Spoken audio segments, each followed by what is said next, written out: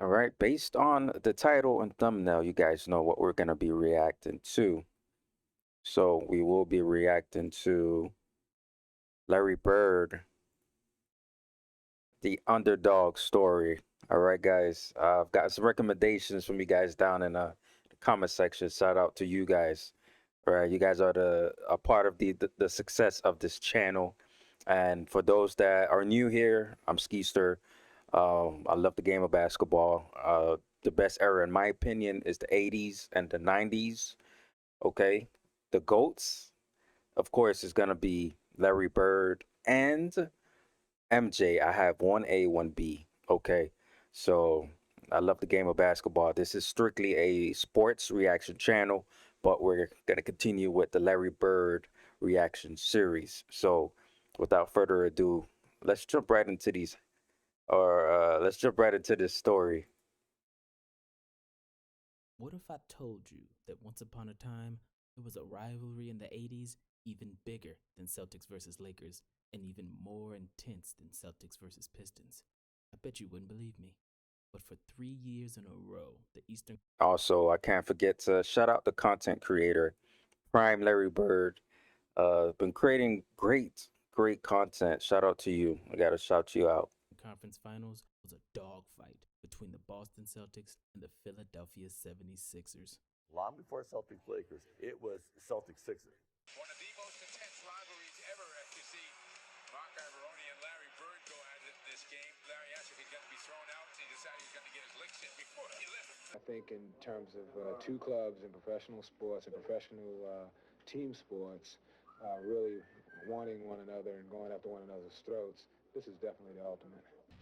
Is Dr. J trying to hold Bird. Bird retaliates, and there is yeah. And look at Jay hitting Bird as he's being held from behind by Barkley and Damn, Marcus this Malone. is There's no greater. guys. I didn't know much about the story, right? I didn't know about the Celtics and Sixers rivalry. I know about the Lakers, Celtics.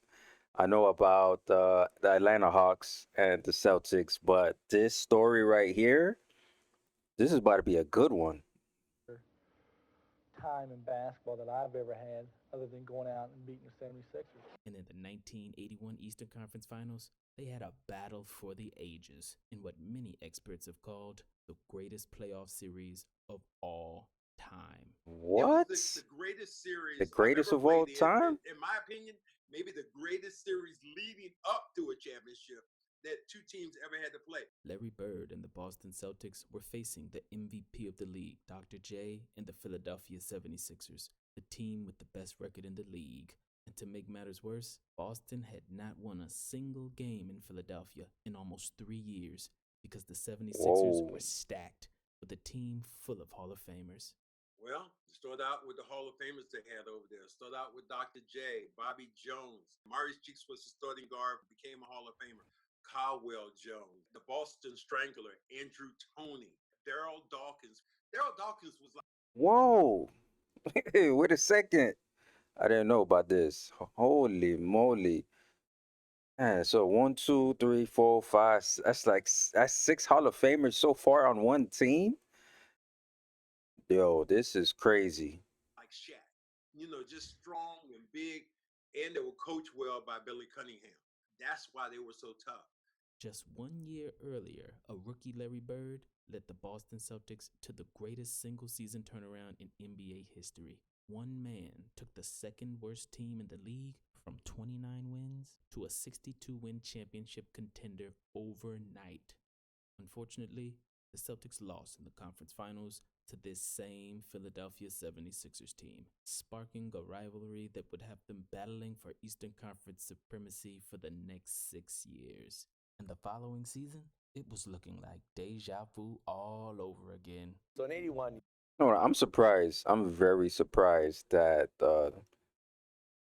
I was born in 93. I grew up on MJ, but I did not know that Dr. J and Larry Bird, there was a rivalry, man. The Celtics and the Sixers.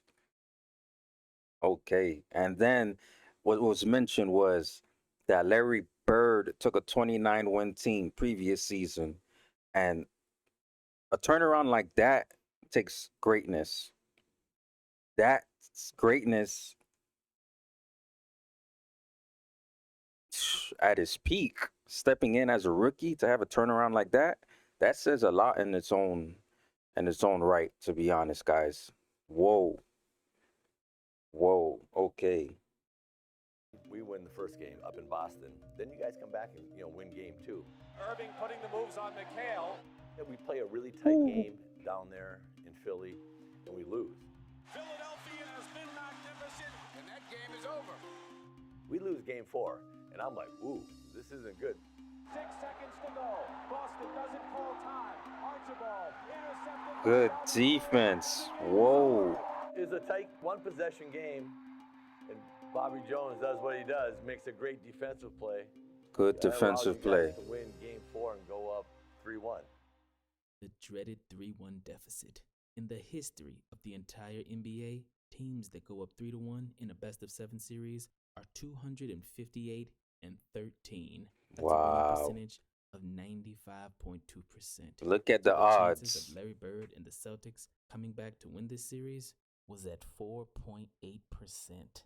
And for teams that go down 3-1 and win the championship, their chances drop down to 1.5%. Whoa. So- Okay. Okay. Whoa. 1.5%. 1.5% chance. All right. I apologize for pausing here and there. I'm shocked by a couple of these new things that I'm learning, right? I'm learning from you guys down in the comment section, right? And then I'm learning through these videos because I learned about Larry Bird through reading a book, and he became my favorite player then, but watching it visually is totally different. So, 1.5% chance down 3-1. And this is probably just one of many stories that I'm witnessing right now and that I'm reacting to right now and the flesh. Whoa. It says on screen, only 4 teams in NBA history has come back. 4 teams. 4 and 267. Who wouldn't want to be an underdog, to be honest, man? But Let's at this go. point, to say that Larry Bird was an underdog is an understatement. I wasn't the type of guy to take stuff for granted. 3-1, I mean, it felt good, but it was by no means a foregone conclusion. A desperate situation for the Celtics. Game number 5 of this Eastern Conference Finals. The Celtics All right, might game win 5, ladies 3 and gentlemen. straight. In Game 5, the Celtics were losing by 10 points with only 6 minutes left in the game. And with the season on the line, Larry Bird took matters into his own hands. Larry going to work offensively. One-handed baseline. An off-balance play by Larry Bird being aggressive now. I like this. And McHale, they go with their starters as Larry Here we Bird go. jump Yeah. shot. Andrew Toney shot no good. Bird the rebound. He's taking matters into his own Yeah, that's the type of basketball I like. rebound. He misses. Bird The hustle. Yeah. Caldwell Jones in there. Going to the hoop. Bird. He Woo! All the way to the rack. brings the Let's Celtics go. with 1 point. This clutch bucket was the last field goal of the game. Some defensive stops and a couple free throws later, the Celtics won Game 5 by only 2 points. All right, here it is. 1 second. Boston up by 2. Trying to go to Philly for game 6. Intercepted. Woo! Let's go. 1 down. That's all you got to do. 1 down. But Bird came back in the final crucial moments and did it when he had to do it. And going in Boston, losing the next game, you had one to play with, but, coming into Philly, it's like, man, you have to feel good coming home. Coming down to your place, I remember this is it. I mean, game 6, we're going back to Philly. Oh, it doesn't take long to get caught in this rivalry. I think it's one of the best rivalries in sports. You know, you go out there and you compete, and you know you got to play so well to win it. You know, it demands a lot out of you. And when the series is over, I think both teams can look back and say, hey, we gave it our best shot. They know that they haven't won in 10 tries here at the Spectrum in Philadelphia, and that's why they want to go back to Boston, winning this afternoon. We got into a dogfight. Back and forth. Back and forth, exactly. Back and forth. The Celtics trying to break a jinx here at the Spectrum in Philadelphia. They need to do it to force Game 7. By the second half of Game 6, the Celtics were losing by as much as 17 points. Ooh. But more Larry Bird heroics turned this game into one of the greatest playoff games in NBA history, because Boston stormed back and were willing to fight anyone that stepped in their way, even if you were just a fan in the crowd. Harris with a turnaround in the lane. No good. Ooh. That's got to be a hard foul right there. Whoa, what is this? No way. Hold on. Oh, man. I'm going to tell you what, man. When that competitive nature gets going, I know there got to be some professionalism, man. I would not go after fans, but if you have to, I wouldn't advocate for it. But what? And sorry, I got to pause again. The tension is high at this point too. The tension is high, especially this is what is this? This is game 6. This is game 6. So it's win or go home. Tensions are high. The competitive nature is, the physicality is at its highest. They're on the road too. Yeah. I got knocked into the crowd, and when I got knocked into the crowd, some guy like was saying something to me like, "Get back in the damn game." So I jumped over the photographer, and then it registered in my mind what he had said. As soon as he said that, I re-jumped back over and went into the stands with a flying forearm. At that time, it galvanized all our players together. It could have been all these people against us, and we were going to go down together. And at that particular point, the great Dave Zinkoff, who was the public address announcer for Philadelphia, comes on when we're down by 17 and says to the crowd, "Tickets go on sale for the championship game right after this." Oh my God. Whoa, hold on. And I paused at the wrong time. Hold on, let me let him finish. Everybody looked at each other. Let him cook. Kidding me? This guy already said that. And then it was on like popcorn then. We were down 17 almost before half. By the time we had our foot square in their behind after they were doing the celebration, we were down by only 5 points. There we go. That competitive nature. And one. Let's go.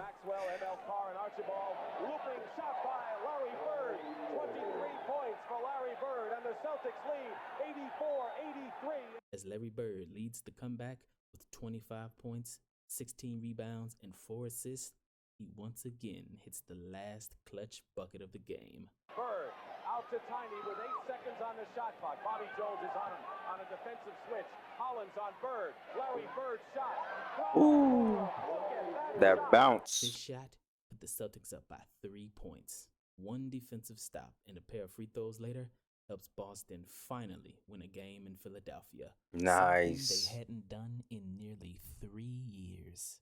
Dawkins and Caldwell Jones, and that'll do it. The game is over. Boston has Wow.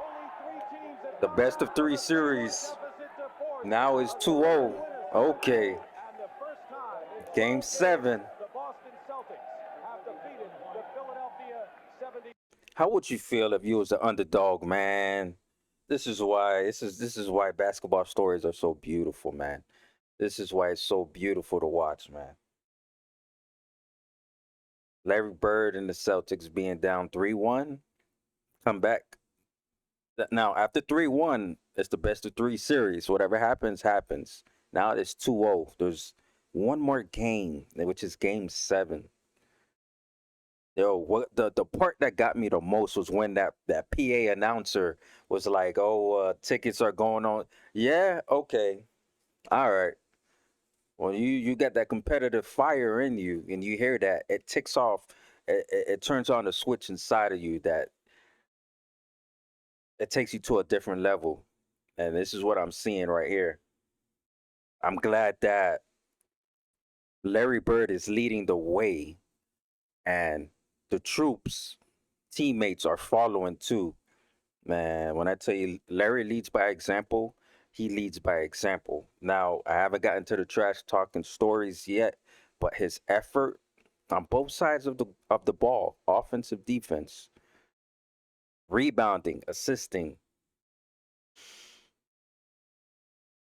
I put him above MJ. And I know MJ said that Larry is the GOAT, but yeah, he's the GOAT in my After that eyes. game, Kevin McHale called what happened next his most favorite moment of his entire career. Kevin McHale, what is your favorite NBA moment? Ooh. I would say 81, Game 6. We were in Philly, and we were down 3-1, and we won Game 5 in Boston to go 3-2. And we beat them on a last-second play where Tony's driving in, and we get a block, got my hand on the ball, and we win the game. And go back to Boston, and there's people like there's the like I didn't realize that cause I'm new to Boston. It's my first year of being out there. I come from northern Minnesota, small mining town, played at the University of Minnesota. I didn't realize that Boston and Philadelphia hated each other sports-wise. I mean, hated each other.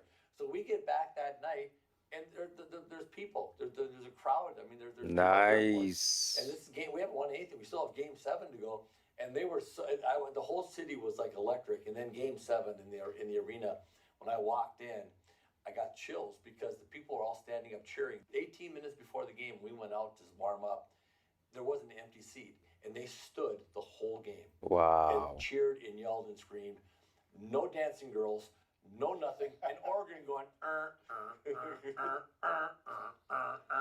and it was the most unbelievable environment. Yo, that atmosphere is fire. I was at all those games. Wow. Game 7, to this day, is the best basketball game I've ever been to. That was the only game I've been to. I've written about this, where the refs were just like, guys, you settle this. Guys are on the floor every play. There's 3 guys getting knocked down. It was like a rugby match. And I've just never seen a game like that. I don't think that game would happen again. There would have been about 20 flicks. When was the last one? He just said something that stood out to me. He just said that this Game 7, right? Nowadays, I know I'm not the only one. Comment down below if you think, or whenever it started, that NBA games were the officiating. Damn, I can't remember. Am I saying the? All right, the refs are deciding the games. I'm gonna switch up my words. The refs have been deciding the games versus what he just said. The refs take a step back and let the players battle it out. And whoever comes out at the end is the true champ, the true winner.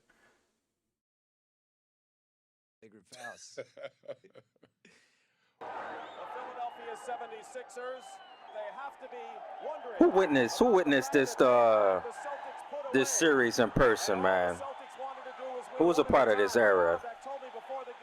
Comment down below. You got to win 3 games, but to tell your team they have to beat us one more time. That was the championship game. Whoever won that series between Philly and Boston, and Philly being up 3-1, and you getting them back to Boston for Game 7, whoever won that particular night, we knew that either one of those teams, Philly or Boston, could beat Houston. So that was the championship game that particular night. Chris Ford, this is from the corner. Yeah, that hustle, offensive rebound, man. Come on. That effort is on 100.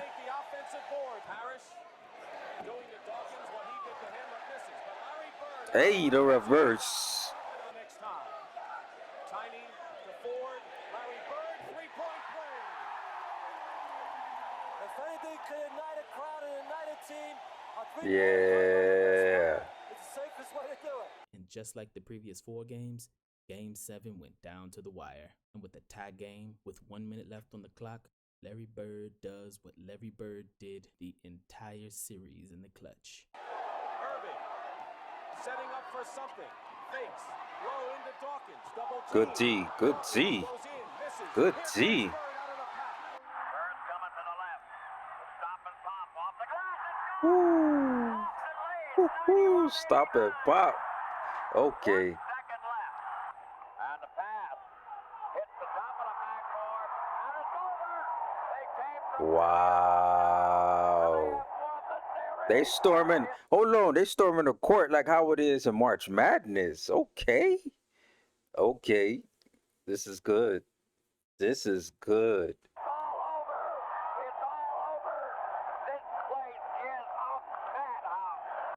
This game-winning jump shot helped Larry Bird versus a team with 3 Hall of Famers on their roster pull off the greatest 3-1 comeback of all time, because the 1981 Eastern Conference Finals remains the only series in NBA history in which 5 games were decided by 2 points or less. Wow. The Celtics won Game 5 by 2 points, Game 6 by 2 points, and Game 7 by 1 point.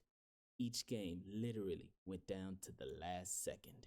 Now that is the definition of clutch. Because we did win a lot of 1-2 point games. It just seemed like every time you look up the clock, we had a 1 point lead and there's 1 second on the clock and they had the ball. It was them type of games where all the emotion, all the adrenaline, and everybody was just flowing and everything was just going to perfection at the end of the game. That was probably the best games I ever played in my life. It was a 7-game series and every one of them was just full of excitement. Only 4 teams in the history of the NBA have ever come back from down 3-1 in a series and went on to win the championship. Bill Russell's Boston Celtics in 1968, Hakeem Olajuwon's Houston Rockets in 1995, LeBron James's Cleveland Cavaliers in 2016, and Larry Bird's Boston Celtics in 1981. Yes, Wow. Larry Bird, in only his 2nd NBA season, won his 2nd NBA season. Woo. Ooh-wee. 2nd NBA season. And he, of course, he's making a name for himself. He made a name for himself that rookie year. This is his 2nd year in the league. Oh, man. I can't wait for more stories. Being an underdog, we had 1.5% chance of coming back from being down 3-1. I love it. And the games were decided by 1 to 2 points. Yes. That's real basketball right there. Give it in your all. Just give it your all. Let the players battle it out. The amount of times I've seen players dive on the ball, hustling. Yeah. Larry Bird, man, you are something else, man. first championship that year. Oh, if man, anybody a chip ever on his tries to 2nd year in the convince you league. that a great player couldn't win a title in his first 5 years because he was too young or didn't have enough help, tell him that Larry Bird took the 2nd worst team in the league to an NBA title in only 2 years. No excuses. Boom. What a way to end it. No excuses. 2nd year in the league. But not even that. The first year he stepped foot in the league, the team won 29 points. And he had the biggest turnaround. Oh, that is nice. Not too many rookies, not too many players do that. Now, there's generational players, of course, but well, that was a great series. If I can get my hands on, I got a couple of you guys in the comment section. I've been thinking and contemplating this for the channel and reacting to the full games. I don't know if it's possible. I don't know if the footages are on YouTube or anything like that, but that's something that I had in my mind. If I could watch this series, hey guys, comment down below if there's any like YouTube channels or any videos that's related to this series right here, the Sixers and the Celtics. Yo, this was really good. This is really good, and we made it to the end of the video too. So this was great to watch. This was great to watch. Hope you enjoyed the reaction, but I'm speechless right now. This is just one of many stories of Larry Bird that visually I'm seeing. Second year in the league. Now, of course, they put a lot of pressure on rookies coming into the league. Like, what are you gonna do? Are you polished? Are you ready to go? Can he help the team turn around? Like, there's so many teams that had like #1 draft picks. You know, some of them were busts. Of course, some of them were busts. And then there's those generational talent as well. Damn, this is good. Sixers and the Sixers, and you know the funny thing is the Sixers. They just mentioned it in the beginning of the video that they had six or six plus Hall of Famers on the team, plus the head coach too. And this is what Boston and the Celtics did, and Larry Bird did in '81. Yeah, nah, no wonder the story is gonna continue to be told for years and years and years, generation after generation. That's good. And this is his second year in the league, and you could see how he is on the court. I know I'm not the only one, but his poise, his confidence, his scoring, his passing, his hustle. Now, granted, he had that back injury and injuries during his career, but he still gave 100 and 120%, man. He's unreal. Yeah, he's the GOAT. He's the GOAT, man. Hey, man, thank you. Made it this far. Of course, hit that subscribe button for more content, some more reactions. Hit that like button as well, you know, to help the algorithm, of course. And of course, comment down your thoughts about this reaction, your thoughts about this era, this series. I enjoy reading the comments, interacting with you guys down in the comment section. And I'll catch you guys on the next reaction, man.